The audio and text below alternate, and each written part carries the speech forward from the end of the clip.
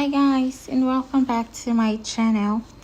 Okay, so today I'm going to be showing you guys how I make this raspberry cake filling for my cakes. It is very nice and like very luscious, and I use fresh raspberries that are in season. And sometimes, like maybe during the winter season and stuff, when like raspberries are difficult to find, and when you find them they're too expensive, I use the frozen ones, and I freeze them myself. Like I freeze them like from summer to winter myself because they're a lot cheaper that way, and I'm running a business, not because we got to make money. Okay, so guys, let me show you guys how to make this raspberry filling that is thick enough to like stay on top of your cake and not sink into it. To my channel. Okay, so recently, I started like a series on frostings and fillings for you guys, like different kinds of delicious frostings and fillings from all around the world. So today we're going to make it a different a different delicious filling, and it is absolutely amazing. So let's get started. Okay guys, I want you to notice the thickness or the consistency of the filling. It is not very thick. It's not as thick as those jams, or usually I use jams, but those jams are usually very thick, like they are clumpy and thick. I don't know what they're made of, but you can literally test the preservatives in them.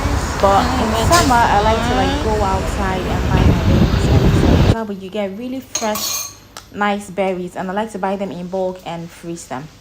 Okay, so moving on to the recipe. You're going to be needing a saucepan, and it's best if it's a non-stick saucepan because it makes it easier for you to scrape off so there won't be lumps. So I already had my berries like bought the day before, and I already washed them and kept them.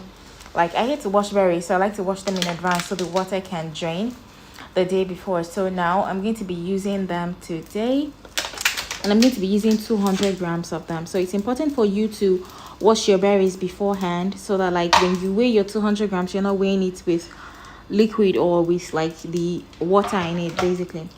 Okay, so today we're going to be needing some raspberries, of course, some sugar, a separate bowl, and then a weighing scale. A weighing scale is very important if you're into cake decoration, because you need to weigh a lot of things, because you can't just be free handing everything, because you're selling to people that want to eat. You're not just making it for yourself. Okay, so we're going to be needing some sugar, some cornstarch, and some water, and a little bit of time, of course. Okay, so let's get started. So what you want to do is to weigh in 200 grams of your raspberries.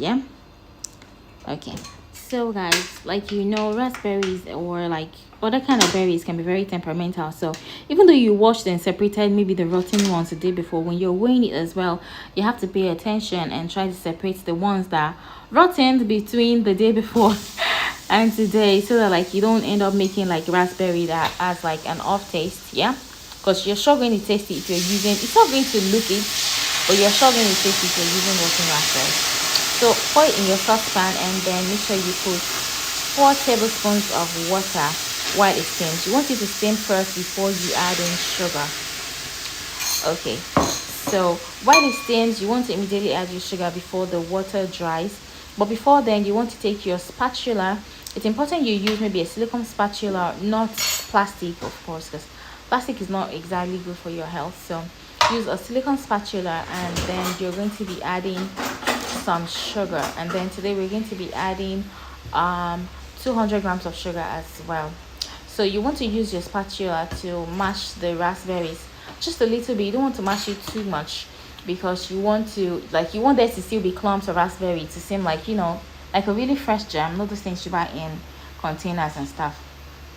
So today we're going to be using 200 grams of raspberries to 200 grams of sugar. Okay, so you're going to pour the sugar, and then you are going to stir. Okay, and when you stir, you don't want to mash it too much, so your raspberries won't be too mashed, but you want there to still be clumps of raspberries in your filling when you're done. The point of this filling, it's not exactly a jam, because like we're not going to be preserving it or anything.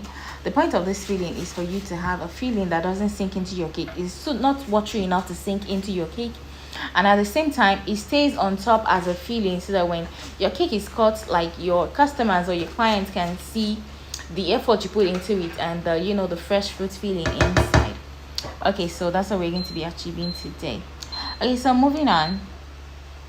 Okay guys, so you want it to reduce a little bit while you pay attention. This is the reason why you want to use a non-stick saucepan, because you know it won't burn or it won't stick, because if it sticks then you're going to be having clumps in your filling, and that's not what you want. Okay, so moving on, what we want to add now is 2 tablespoons of cornstarch, and then to that cornstarch we're going to be adding 2 extra tablespoons of water. So we need to mix it together in that bowl separately before we transfer it into our saucepan.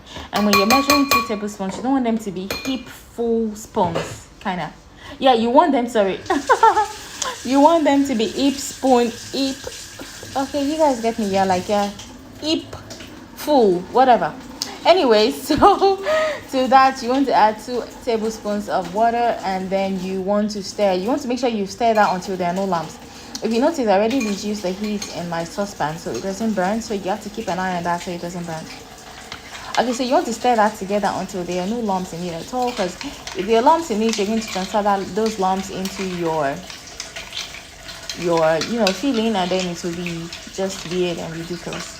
Okay, so once you're sure there are no lumps, you're going to pour it into your saucepan, and then you're going to stir immediately, guys. Otherwise you form lumps immediately you pour it, because it will just cook at that point, because you're not making so much. Normally I'm making this video and I'm making it like in like tiny bits, because like I'm trying to make it as manageable as possible so you guys can see.